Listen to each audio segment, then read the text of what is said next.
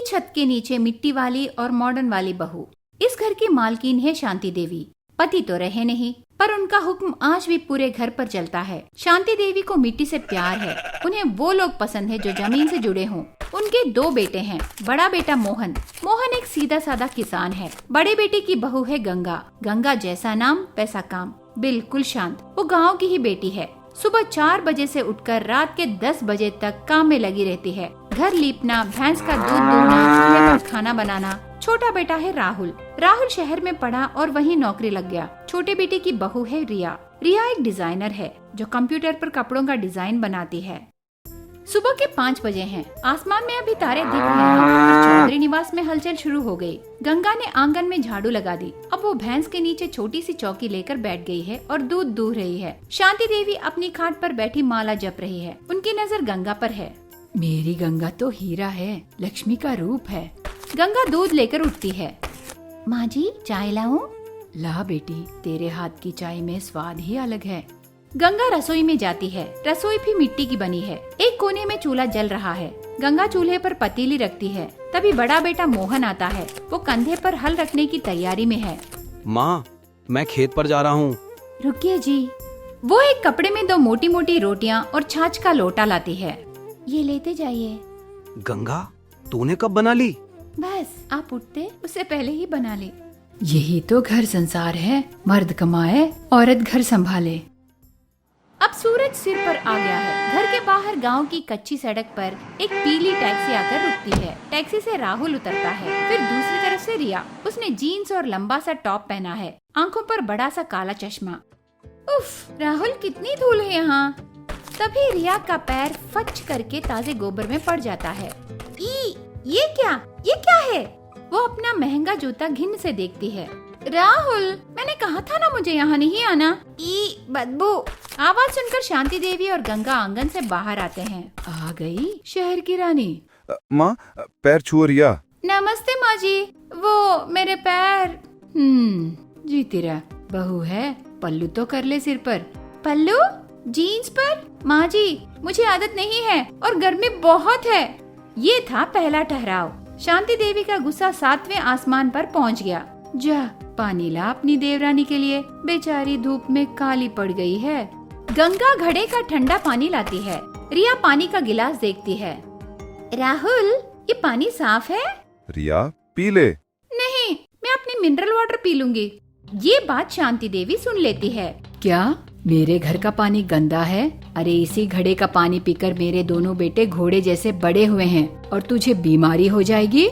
माँ, वो शहर में उसे आदत है। माँ, अब हम कुछ दिन यहीं रहेंगे। मेरा काम वर्क फ्रॉम होम हो गया है। वर्क फ्रॉम होम मतलब घर से काम? अच्छा है, घर पर तो बहुत काम है। दोपहर के खाने का समय है।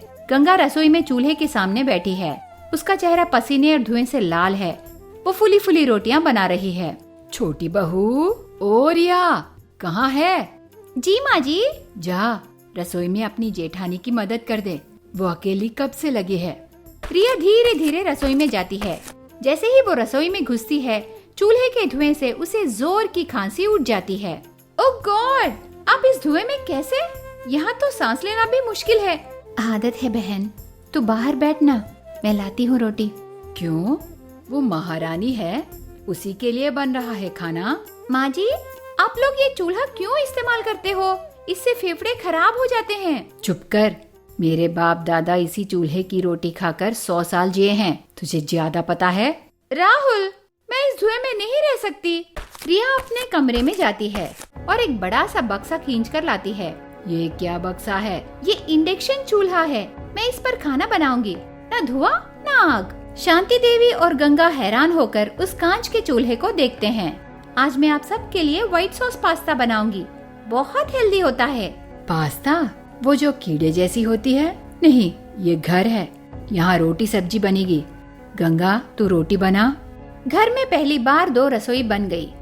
एक तरफ गंगा चूल्हे पर रोटी सेंक रही थी, दूसरी तरफ रिया अपने बिजली के चूल्हे पर पास्ता उबाल रही थी। देख, घर को तोड़ दिया इसने आते ही। शाम हो गई है। गंगा भैंसों को पानी पिला रही है। फिर वो आंगन में गोबर उठाकर उपले बनाने बैठ जाती है। उसके हाथ गोबर से सने हुए हैं। देख, इसे कहते हैं काम। मेरी बहू के हाथ मिट्टी और गोबर से सने हैं, यही घर की लक्ष्मी है। तभी रिया के कमरे से जोर जोर से इंग्लिश में बोलने की आवाज आती है। Yes sir, the design is ready. Yellow is the new trend sir. क्या यस नो कर रही है? अरे बहू, ओ छोटी बहू।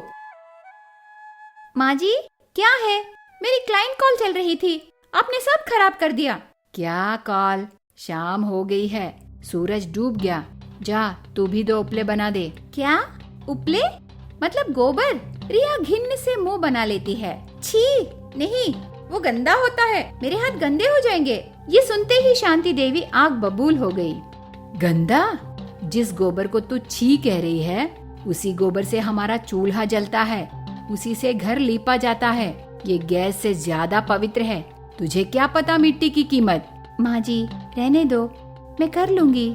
तू चुप रह, तू ही इसे सिर पर चढ़ा रखी है। सुन ले रिया, आज से तू घर के किसी काम को हाथ नहीं लगाएगी। तू महारानी है और अपने कमरे में बैठ। रिया रोते हुए अपने कमरे में चली जाती है। गंगा चुपचाप उपले थापती रहती है। अगली सुबह रिया देर से उठती है, पर आज कुछ गड़बड़ थी। आ राहुल, जल्दी आओ। राहुल भाग कर आता है। क्या हुआ? देखो मेरा चेहरा, मेरी आंखें सूज गई हैं, ये लाल लाल दाने निकल आए हैं। अरे ये क्या? ये तो एलर्जी लग रही है।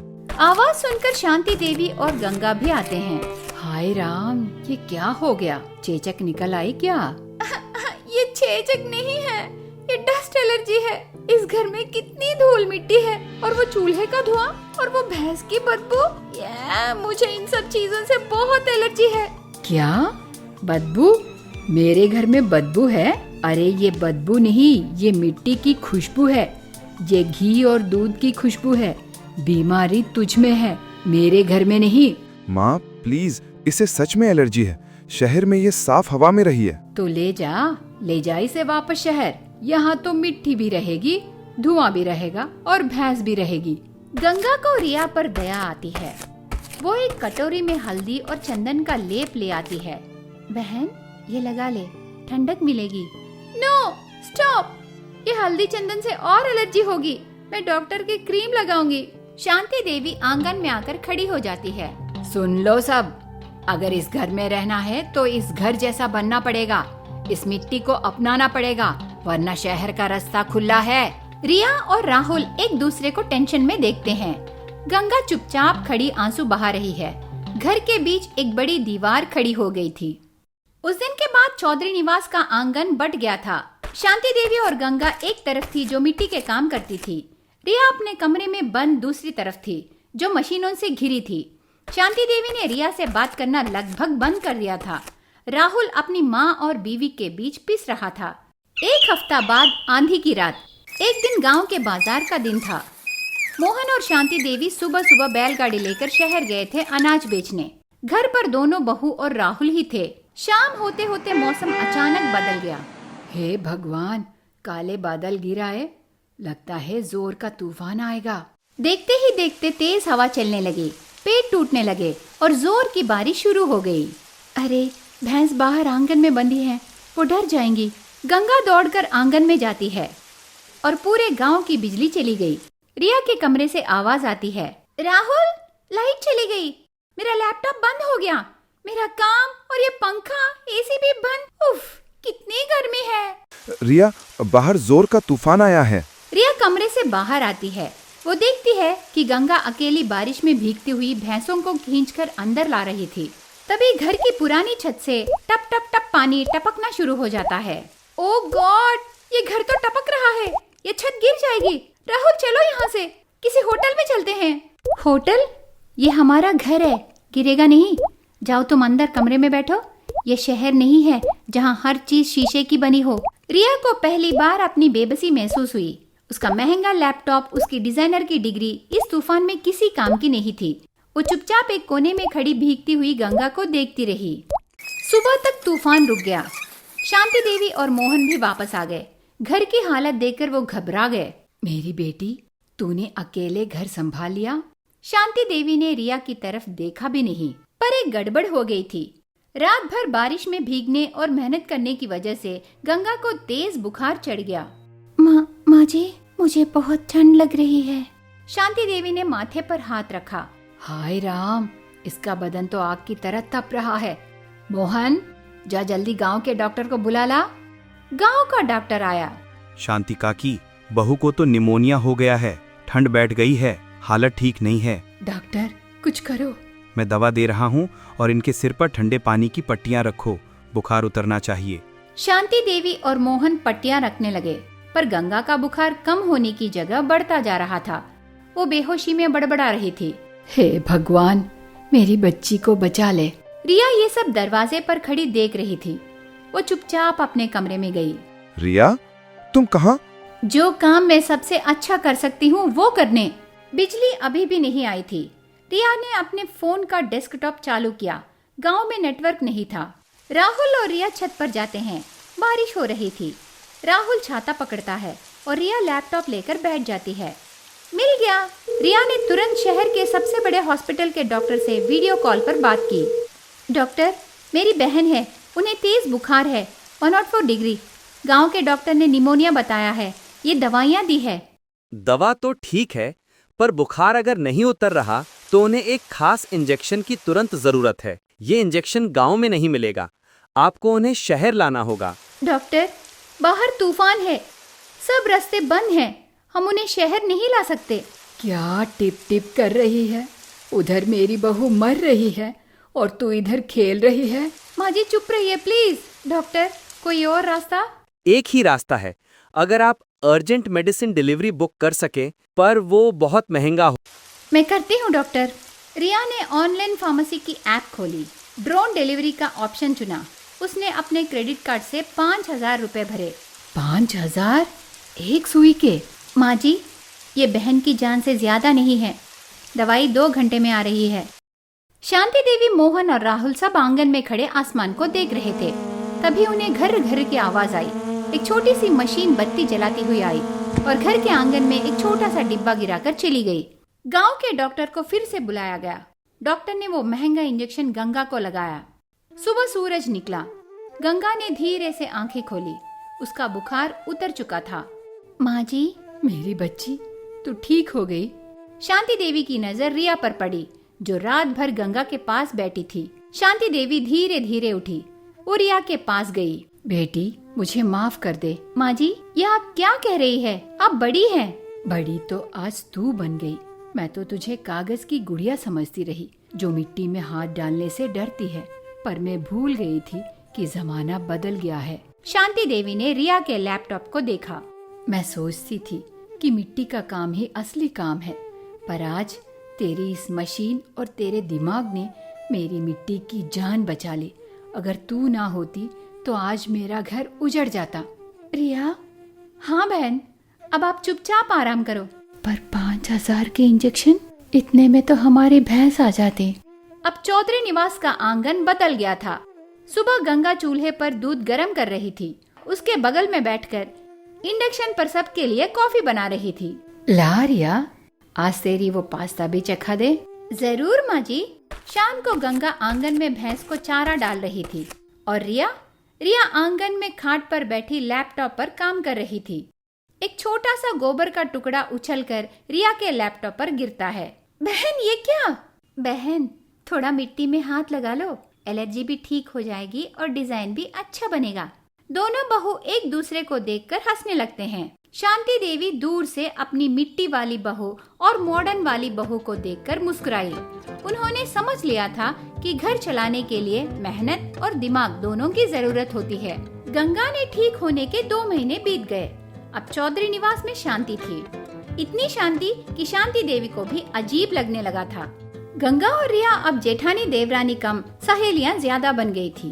गंगा ने रिया को मिट्टी के घड़े का ठंडा पानी पीना सिखा दिया था और रिया ने गंगा को फोन पर मौसम का हाल देखना सिखा दिया था।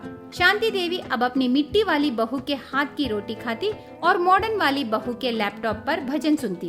सब ठीक चल रहा था, पर शायद ज्यादा ही ठीक चल रहा था। एक सुबह डाकिया ने एक चिट्ठी दी। चिट्ठी शांति देवी की बड़ी बहन कमला की थी। हे भगवान, अब क्या होगा? क्या हुआ माँ जी, सब ठीक है? अरे मेरी बड़ी बहन, तेरी बड़ी बुआ जी आ रही है पूरे 1 महीने के लिए। गंगा तो मुस्कुरा दी, पर राहुल जो वहीं बैठा था उसके हाथ से चाय का कप गिरते गिरते बचा। क्या? कमला बुआ, माँ, वो तो आपसे भी 10 गुना ज्यादा पक्की हैं। चुप कर, वो मेरी बड़ी बहन है, पर हाँ, है तो वो जरा पुराने ख्यालों वाली।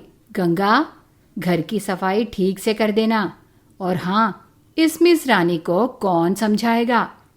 अगले दिन कमला बुआ आ गई। आंगन में घुसते ही उन्होंने गंगा को देखा, जो सिर पर पल्लू लिए पानी का लोटा लेकर खड़ी थी। जीती रह बेटी। शांति, ये तेरी बहू बिल्कुल तेरी जैसी है, संस्कारी। तभी कमरे से रिया बाहर आई। उसने सलवार कमीज पहनी थी, पर सिर पर पल्लू नहीं था। नमस्ते बुआ जी। ये कौन है? दीदी, ये तेरी छोटी बहू है रिया। बहू के सिर पर पल्लू कहाँ है? और ये सलवार सूट? बहू तो साड़ी पहनती है। शांति, तूने तो घर का रिवाज ही बिगाड़ दिया। शांति देवी, जो कल तक रिया को डिफेंड करती, आज अपनी बड़ी बहन के सामने चुप हो गई। बुआ जी, मुझे साड़ी पहनने नहीं आती। क्या? और गोबर के उपले बनाने आते हैं? चूल्हा जलाना आता है? नहीं। शांति, तूने ये क्या घर ले आई? ये तो बहू नहीं, मैडम है। जा बेटी गंगा, मेरे लिए चाय बना ला। और हाँ, चूल्हे पर बनाना। ये बिजली वाली चाय मेरे गले से नहीं उतरती। रिया का चेहरा उतर गया। शांति देवी ने उसे चुप रहने का इशारा दिया। बुआ जी के आने से घर का माहौल फिर से बिगड़ गया। बुआ जी जानबूझकर रिया को ताने मारती। गंगा ने खाना परोसा। रिया ने अपना इंडक्शन वाला पासा भी मेज पर रख दिया। ये क्या कीड़े उबाल लाई? शांति, तेरे घर में अब ये सब खाया जाता है? ये खाकर ही इसका दिमाग खराब हो गया है। बुआ जी, ये हेल्दी है, इसमें तेल मसाला नहीं है। असली हेल्दी तो गंगा के खाने में है। देख तो, मक्खन है, घी है, और तू खुद बीमार दिखती है। रिया अपने कमरे में लैपटॉप पर डिजाइन बना रही थी। ये क्या टिप टिप कर रही है? अरे खाली बैठी है तो जा, गंगा के कपड़े भी धुलवा दे, या मेरा सिर दबा दे। सारा दिन इस डब्बे को घूरती रहती है। शांति, इसने तुझे किसी मशीन से वश में कर लिया है क्या? नहीं दीदी, वो काम करती है। काम तो गंगा करती है। मर्द लोग बाहर काम करते हैं, औरतें घर पर काम करती हैं। टिप नहीं। रिया ने गुस्से में अपना लैपटॉप बंद कर दिया। एक तरफ घर में बुआ जी का तूफान आया हुआ था, और दूसरी तरफ मोहन के खेतों पर असली तूफान आने वाला था। माँ, फसल खराब हो रही है। क्या हुआ? पता नहीं, टमाटर की सारी फसल पर कीड़ा लग गया है। पौधे सफेद पड़ रहे हैं। मैंने नीम का पानी भी डाला, गोबर की राख भी डाली, कुछ काम नहीं कर रहा। हे भगवान, सारी मेहनत पानी में मिल जाएगी। अगर ये फसल गई तो हम कर्ज में डूब जाएंगे। ये बातें रिया भी सुन रही थी। वो बुआ जी के तानों से दुखी थी, पर अपने जेठ की परेशानी उसे देखी नहीं गई। रिया चुपचाप मोहन के पास गई। जेठ जी, क्या मैं देख सकती हूँ? तू क्या देखेगी? ये डिजाइन नहीं, खेत है। प्लीज एक बार मुझे खेत ले जाइए। मोहन, राहुल और रिया खेत पर गए।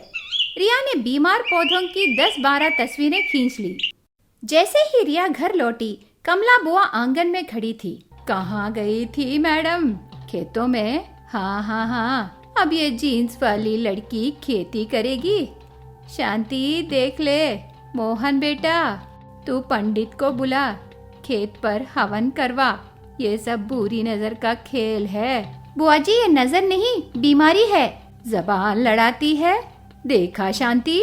रिया ने उन्हें जवाब नहीं दिया। वो लैपटॉप लेकर बैठ गई। हाँ, मिल गया। क्या मिला? ये एक नया कीड़ा है। इसे सफेद मक्खी कहते हैं। ये नीम या राख से नहीं मरेगा। रिया ने तुरंत एक कृषि वैज्ञानिक को वीडियो कॉल किया। हाँ, ये सफेद मक्खी ही है। ये बहुत तेजी से फैलती है, पर घबराइए मत। इसका जैविक यानी ऑर्गेनिक इलाज है। जैविक मतलब बिना जहर वाला। आपको 10 लीटर गोमूत्र, 2 किलो नीम के बीज और 1 किलो करंज के बीज चाहिए। गोमूत्र, नीम, पर ये करंज क्या होता है? बुआ जी और शांति देवी जो दूर से ये टिप टिप का खेल देख रही थी, वो करंज का नाम सुनकर चौंक गई। इससे पहले कि रिया गूगल पर करंज ढूंढती, गंगा दौड़ कर आई। करंज, मुझे पता है, वो भैंस वाले बाड़े के पीछे जो कड़वा पेड़ है वो करंज ही है। मैं अभी उसके बीज ला।